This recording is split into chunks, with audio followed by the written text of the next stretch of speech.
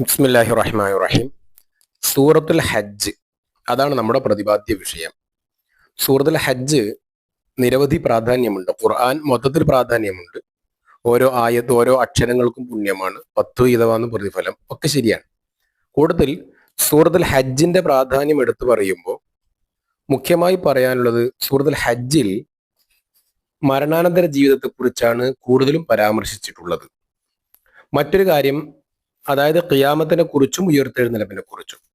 മറ്റൊരു കാര്യം, അള്ളാഹുവിന്റെ ഏകത്വം, തൗഹീദ് സ്ഥാപിക്കാൻ വേണ്ടി മനുഷ്യ സൃഷ്ടിപ്പും അതേപോലെ സസ്യലതാദികളുടെ അതിൻ്റെ ഉൽപാദനവുമൊക്കെ വളരെ വിശദമായി പ്രതിപാദിച്ചു. ശേഷം ഈ മനുഷ്യനെ സൃഷ്ടിക്കാൻ കഴിവുള്ള റബ്ബിന് ലോകത്ത് ഉയർത്തെഴുന്നേൽപ്പിന് ഒരു പ്രയാസവുമില്ല എന്ന് പഠിപ്പിച്ചു. അതേപോലെ തന്നെ സൂറത്തുൽ ഹജ്ജിന്റെ മറ്റൊരു പ്രത്യേകത എന്ന് വെച്ചാൽ, കൃത്യമായി അള്ളാഹുവിനെ പഠിക്കുവാൻ, അള്ളാഹുവിനെ മനസ്സിലാക്കുവാൻ, പരലോകത്തെ മനസ്സിലാക്കുവാനുള്ള എല്ലാവിധ സൃഷ്ടിപരമായ മുഴുവൻ തെളിവുകളും അള്ളാഹു സമർപ്പിച്ചു എന്നുള്ളതാണ്. അല്പം ബുദ്ധി ഉപയോഗിക്കുന്നവർക്ക് തിരിച്ചറിയുവാനും ഇസ്ലാമിലേക്ക് ഒന്നുകൂടി കീഴ്പ്പെടുവാനുമുള്ള എല്ലാ സാധ്യതയും സൂറത്തുൽ ഹജ്ജിൽ വന്നിട്ടുണ്ട്. അതോടൊപ്പം തന്നെ രാപ്പകലുകൾ, ആകാശഭൂമികൾ, ഈ രൂപത്തിലുള്ള പരാമർശങ്ങൾ ഖുർആനിൽ വന്നിട്ടുണ്ട്. കൂട്ടത്തിൽ ഒരു മനുഷ്യൻ സർവാത്മന അള്ളാഹുവിന് കീഴ്പ്പെടണം, കാരണം ആകാശഭൂമികൾ അള്ളാഹുവിന് കീഴ്പ്പെടുന്നു എന്ന ഒരു തത്വം ഇവിടെ പഠിപ്പിക്കുന്നുണ്ട്.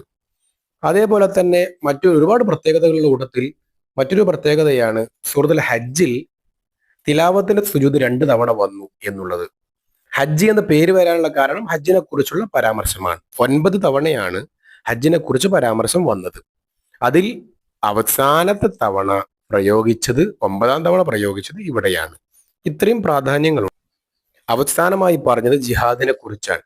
ജിഹാദ് എന്ന് പറയുമ്പോൾ നമ്മൾ മനസ്സിലാക്കേണ്ടത് ഒരു യുദ്ധം എന്ന അർത്ഥത്തിലല്ല, അല്ലെ? ജിഹാദ് എല്ലാ കാലത്തും നിർബന്ധമാണ്. യുദ്ധം എല്ലാ കാലത്തും പറ്റൂല. യുദ്ധം സ്വന്തത്തോട് പറ്റൂല, ജിഹാദ് സ്വന്തത്തോടും വേണം. യുദ്ധം എന്നുള്ളത് ശത്രുവിനോടുള്ള പോരാട്ടമാണ്, ജിഹാദ് അവനവനോടുള്ള പോരാട്ടമാണ്. യുദ്ധം എന്നുള്ളത് നാം പ്രതികരണമാണ്, ജിഹാദ് സ്വന്തത്തോടുള്ള പ്രതികരണമാണ്.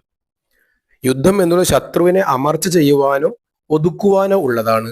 ജിഹാദ് എന്നുള്ളത് ഒറ്റക്കിരിക്കുമ്പോഴും ഉണ്ടാവേണ്ട സംഗതിയാണ്. ഇങ്ങനെ ഒരുപാട് പ്രത്യേകതകളുണ്ട്. ഇൻഷാ അല്ലാഹ് വിശദമായി പഠിക്കാം. അസ്സലാമു അലൈക്കും.